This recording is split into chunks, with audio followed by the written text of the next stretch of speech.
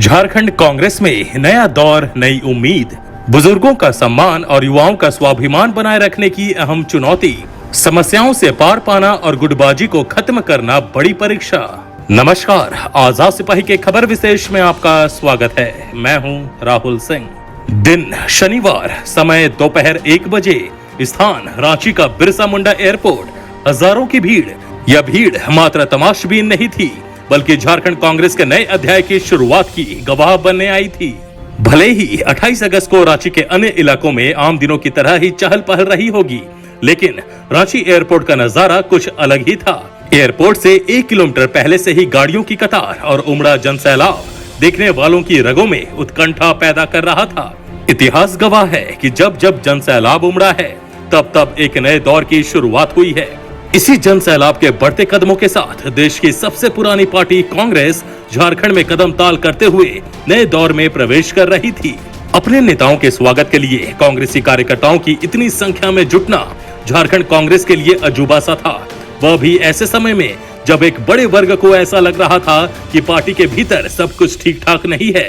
कांग्रेस कार्यकर्ताओं का अपने नेताओं पर से विश्वास उठने लगा है, लेकिन उस भीड़ का हिस्सा बने एक एक कार्यकर्ता के चेहरे पर उत्साह, जोश और जज्बा, चाल में रवानगी और हाथों में तख्तियां और फिजाओं में कांग्रेस के जिंदाबाद के चहुओर नारों ने उन सभी सवालों पर अल्प विराम लगा दिया, जो हाल के दिनों में कहीं न कहीं कांग्रेस की जड़ों को कमजोर कर रहा था।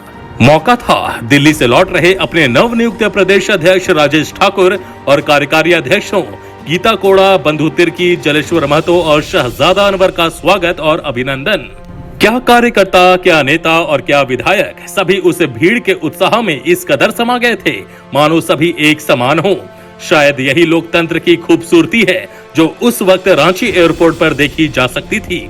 झारखंड में कांग्रेस के नए दौर की शुरुआत और कार्यकर्ताओं का उमड़ा सैलाब के मायने तलाशती आजाद सिपाही के विशेष संवाददाता राहुल सिंह की रिपोर्ट। आजादी के पहले स्वतंत्रता संग्राम की धुरी रही कांग्रेस आजादी के बाद एकमात्र ऐसी पार्टी थी जिसने केंद्र की सत्ता में पूरे 25 सालों तक एक छत्र राज किया। इंदिरा गांधी और उसके बाद राजीव गांधी के कार्यकाल तक तो ऐसा लगता था मानो कांग्रेस का सूरज कभी अस्त ही नहीं होगा। लोगों में एक आम धारणा बन गई थी कि कांग्रेस ही उसकी हमसफर है। लेकिन कहते हैं ना कि लोकतंत्र में जब भी क्षमता से अधिक पावर मिल जाता है तो व्यक्ति उसका दुरुपयोग करने लगता है। इंदिरा गांधी के समय में एक बार ऐसा लग रहा था कि इंदिरा ही इंडिया है, लेकिन लोगों के इस असीम प्यार का सत्ता दल ने कुछ अलग ही अर्थ निकाल लिया और आम जन की आलोचना को शासक दल के लोग चुनौती समझ बैठे। दुष्परिणाम थी इमरजेंसी और उसके बाद इंदिरा गांधी का सत्ता से बाहर का रास्ता। लेकिन कांग्रेस एक बार फिर तनकर खड़ी हुई। इंदिरा गांधी दोबारा सत्ता में लौटी। उनकी हत्या के बाद आया राजीव गांधी का युग। दरअसल इंदिरा गांधी के समय राजीव गांधी का राजनीति से कोई वास्ता ही नहीं था, लेकिन इंदिरा गांधी की हत्या के बाद देश की जनता ने अपना अपार विश्वास देकर उन्हें प्रचंड बहुमत के साथ सत्ता सौंप दी। देखते ही देखते अधिकारी राजनीति के सर्वे सर्वाहा बन गए। राजीव गांधी का युग सही मायने में एक नया युग था, जिसमें राजनीति की परिभाषा ही बदल दी। राजीव गांधी ने जरूरत से ज्यादा पार्टी में ब्यूरोक्रेट्स और टेक्नोक्रेट्स भर दिए। दुष्परिणाम सामने आने लगा और उसके बाद तो कांग्रेस की कहानी सबको पता है। सत्ता में रहते हुए भी कांग्रेस को दूसरों पर आश्रित होना पड़ा। लोगों का मन कांग्रेस से इस कदर उचटा कि उन्होंने 1999 में भाजपा के अटल बिहारी वाजपेयी के हाथ बागडोर सौंप दी। लेकिन भाजपा के फील गुड और साइनिंग इंडिया के एहसास से एक बार फिर कांग्रेस की सत्ता में वापसी कराई। यूपीए 1 और यूपीए 2 का शासन सबको याद है।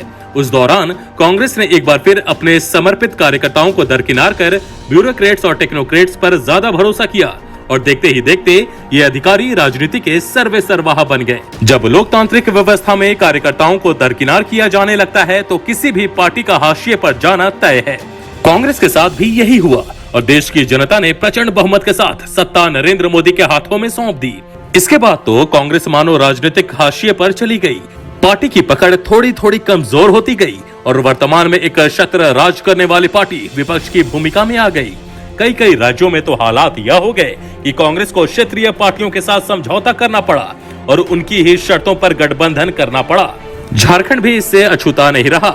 यहाँ भी कांग्रेस को 2019 में झामुमो की शर्तों पर समझौता करना पड़ा।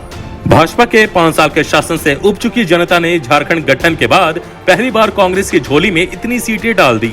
झारखंड की जनता के बीच कांग्रेस की स्वीकार्यता बढ़ी और कांग्रेस पार्टी से 16 विधायक विधानसभा पहुंच गए। कांग्रेस पार्टी के लिए यह जीत किसी संजीवनी से कम नहीं थी। इस जीत से कांग्रेस में नई ऊर्जा का संचार हुआ और जेएमएम और राजद के साथ गठबंधन कर कांग्रेस सत्ता में आई। इतना ही नहीं, कांग्रेस कोटे से 4 विधायक मंत्री भी बने। इस तरह कांग्रेस धीरे धीरे फिर से पूरी उत्साह के साथ अस्तित्व में आने लगी। लेकिन तभी कोरोना महामारी का आगमन हुआ और देखते ही देखते पूरा विश्व इसकी चपेट में आ गया। समय के साथ साथ सरकार से लेकर आम जनता भी त्रस्त होने लगी। कोरोना के कहर ने पूरे विश्व को चार दीवारी के अंदर कैद कर दिया था।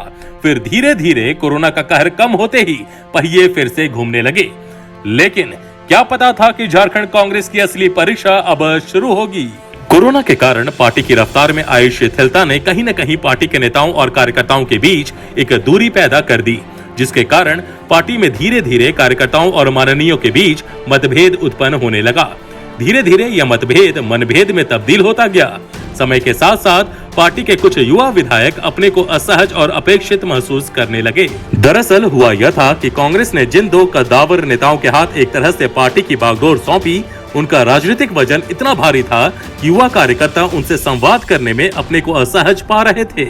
ऐसा नहीं था कि डॉक्टर रामेश्वर उरांव और आलमगीर आलम ने पार्टी कार्यकर्ताओं के लिए अपने दरवाजे बंद कर लिए थे, बल्कि वे पहले से ज्यादा लिबरल होकर काम कर रहे थे। लेकिन युवा कार्यकर्ताओं को यह साहस ही नहीं हो रहा था कि वह सहज तरीके से उनके पास पहुंचे और अपनी बात रखें। उसके पीछे मुख्य कारण यही था कि इन दोनों नेताओं की जितनी राजनीतिक समझ थी, राजनीति में जितना समय इन्होंने गुजारा था, उतना तो कार्यकर्ताओं की उम्र भी नहीं थी। लिहाजा वे संकोच कर रहे थे। कार्यकर्ताओं के साथ साथ युवा विधायक भी असहज महसूस करने लगे। इसका एक कारण और था, कोरोना के कारण पार्टी कार्यकर्ताओं विधायकों के साथ पार्टी नेतृत्व का संवाद नहीं हो पाना, बैठकें नहीं हो पा रही थी। कार्यकर्ताओं को अपनी समस्याओं का कोई समाधान नजर नहीं आ रहा था। लिहाजा युवा कार्यकर्ता और विधायक दिल्ली का रुख करने लगे और इसने नेतृत्व और इन लोगों के बीच एक दीवार सी खड़ी कर दी। पार्टी की गतिविधियां शिथिल पड़ने लगी। कार्यकर्ता नेतृत्व के खिलाफ खड़े होने लगे। आलोचनाओं का दौर शुरू हुआ और कहीं न कहीं पार्टी के अंदर अनुशासनहीनता आने लगी। आलाकमान ने इसे महसूसा और न सिर्फ महसूसा बल्कि उसका रास्ता भी निकाला। उसी का परिणाम है कांग्रेस नेतृत्व में नए दौर का आगमन। आलाकमान ने झारखंड कांग्रेस की कमान राजेश ठाकुर के हाथ सौंप दी। राजेश ठाकुर कांग्रेस के समर्पित कार्यकर्ता रहे हैं। उनके अंदर अभी ईगो नहीं पनपा है। हर कोई और खासकर युवा उनके पास बेधड़क जा सकते हैं, अपनी बात रख सकते हैं। अनुभवी और बुजुर्ग उन्हें आदर्शात्मक लहजे में कुछ भी कह सकते हैं। उनकी इसी खासियत के कारण उन्हें इतनी बड़ी जिम्मेदारी सौंपी गई है। बंधु तिर्की भी राजनीति के मंझे हुए खिलाड़ी हैं। उनकी खुद की एक पहचान है। उन्हें उनकी राजनीतिक आक्रामकता के कारण भी जाना जाता है। जाहिर है कांग्रेस के युवा उनके पास भी बेधड़क जा सकते हैं। गीता कोड़ा, जलेश्वर महतो और शहजादा अनवर को कार्यकर्ताओं की अपेक्षाओं पर खरा उतरने की चुनौती है। उम्मीद की जानी चाहिए कि कांग्रेस के इस नए दौर का लाभ कार्यकर्ताओं को मिलेगा और राजेश ठाकुर और उनकी टीम तमाम तरह की दूरियों को पाटते हुए एक नई रेखा खींचेंगी।